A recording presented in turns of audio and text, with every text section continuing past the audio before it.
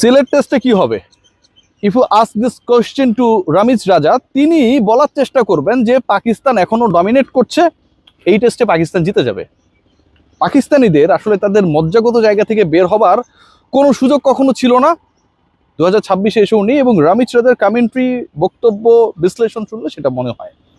সিলেট টেস্টের রেজাল্ট কি হবে, আপনি আমাকে পছন্দ করুন আর না করুন, আপনার আর আমার মতামত এই একটা জায়গায় মিলবে। The way Bangladesh dominating and delivering through their batting, bowling and fielding, এই টেস্টে বাংলাদেশ জিতবে। সিলেট টেস্টে কি হবে সেটাকে যদি আরেকটু শর্ট করে ফেলি, সিলেট টেস্টের রেজাল্ট হবে যেই সিলেটে প্রতিদিন বৃষ্টির সম্ভাবনা ছিল প্রায় 90% প্লাস, প্রথম দুদিনে সেই বৃষ্টির আনাগোনা নেই, ছিটে ফোটাও নেই। অ্যান্ড বাংলাদেশ যারা আসলে বৃষ্টি চায় না, খেলতে চায়, রেজাল্ট চায়, যারা পাকিস্তানকে ব্যাক টু ব্যাক 4টা টেস্টে হারাতে চায়, ব্যাক টু ব্যাক বাংলাদেশ পাকিস্তানকে টেস্ট সিরিজে হোয়াইট ওয়াশ করতে চায়, after Rawalpindi, then Dhaka, then Sylhet, সেই টিম টাইগার্সের পারফরমেন্স মাইন্ড ব্লোয়িং। কি দিয়ে শুরু করব, বাংলাদেশের আজকের দিনের বোলিং নাকি the way Mahmudul Hasan Joy and team Tigers batted in the third session? এটা অনেকটা কনফিউজিং। আমি জানেন এই আলোচনাটা করার আগ পর্যন্ত ঠিক করতে পারি না যে কোন বিষয়টা নিয়ে আলোচনা করব। ব্যাটিং নিয়ে আলোচনা করি, ব্যাটিং আমাদের দেখতে ভালো লাগে, ব্যাটিংয়ের কথা শুনতে ভালো লাগে। জয়ের ব্যাটিংটা আজকে যারা মিস করে গেছেন একটু হাইলাইটস দেখে নিন, বিসিবির প্ল্যাটফর্মে যেতে পারেন, টি স্পোর্টসে যেতে পারেন, আপনারা সেই হাইলাইটসটা পাবেন। তিনি ব্যাট করছিলেন ওয়ানডে স্টাইলে। টেস্ট ক্রিকেটারের তকমা পরা মাহমুদুল হাসান জয় আজকে জাস্ট ওয়ানডে খেলেছেন। 2 সেশনে 10 উইকেট হারা পাকিস্তান এবং পাকিস্তানি বোলাররা বাংলাদেশের উপর কতটা চড়াও হতে পারে সেই আলোচনা যখন আকাশে বাতাসে ডাইনে বামে, ঠিক তখন চড়াও হলেন মাহমুদুল হাসান জয়।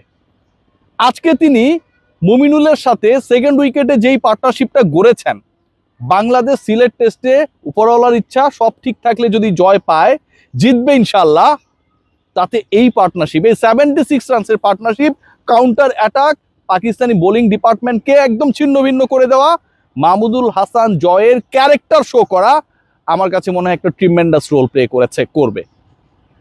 সিলেট টেস্টে বাংলাদেশ যখন থার্ড ডেতে খেলতে নামবে, সেকেন্ড ডে গন, আর যদি বাংলাদেশ 150 রানস অ্যাড করে, এই ম্যাচ কোনোভাবেই বাংলাদেশের হাত থেকে বের করা সম্ভব না।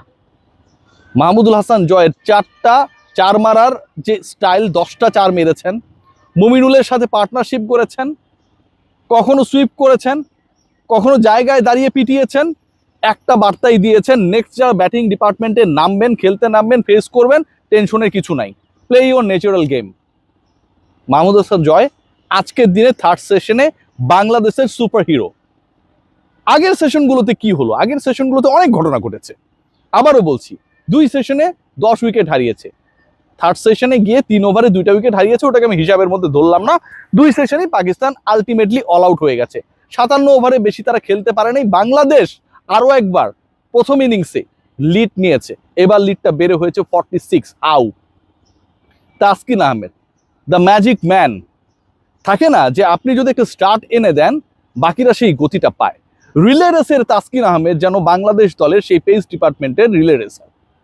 আপনি যদি ওই ব্যাটন ধরে দৌড়াতে থাকেন, প্রতিপক্ষের সাথে যদি গ্যাপ করতে পারেন, নেক্সট আপনার হাত থেকে সেই ব্যাটনটা রিলে রেসে যে নেবে, সে একটা অ্যাডভান্টেজাস পজিশনে থাকে। বিনা উইকেটে 21-এ গতকাল শেষ করা পাকিস্তান আজকে ব্যাক টু ব্যাক উইকেট হারিয়েছে।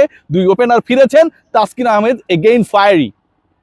মেহেদী হাসান মিরাজ, আমার প্রিয় মিরু ভাই, মিরাজকে নিয়ে যে আলোচনাই করেন, ধরেন আগের ইনিংসে তিনি ব্যাটিং আরেকটু ভালো করতে পারতেন, লিটনকে সঙ্গ দিতে পারতেন, এই আফসোসগুলো যখন আপনার মনের মধ্যে মোটামুটি প্রস্তুত হওয়ার চেষ্টা করবে, ঠিক তখন মেহেদী হাসান মিরাজ এমন কিছু একটা করবে, you have to put your hands together for him.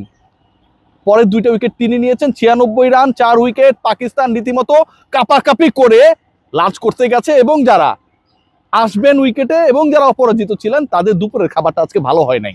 মিরু and Taskin যা করেছেন, বাকিটা নাহিদ রানা শো।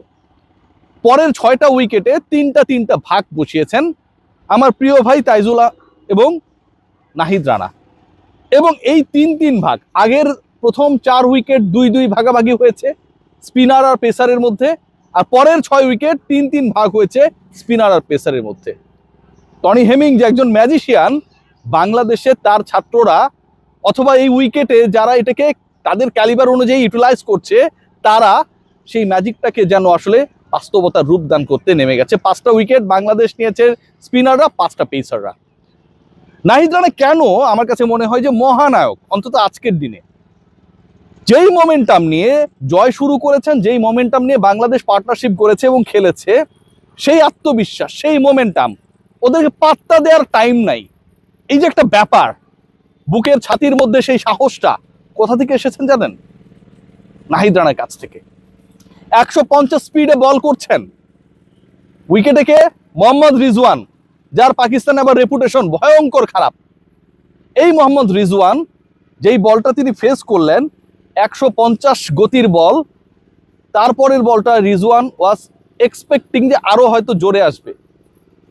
নাহিদ রানা তাকে পাজল করে রেখেছিলেন এবং এতটাই পাজল ছিলেন যে রিজওয়ান আবারও বোল্ড হলেন, কিন্তু নাহিদ রানার ফাস্ট বলে না, তাইজুলের স্লো ঘূর্ণিতে।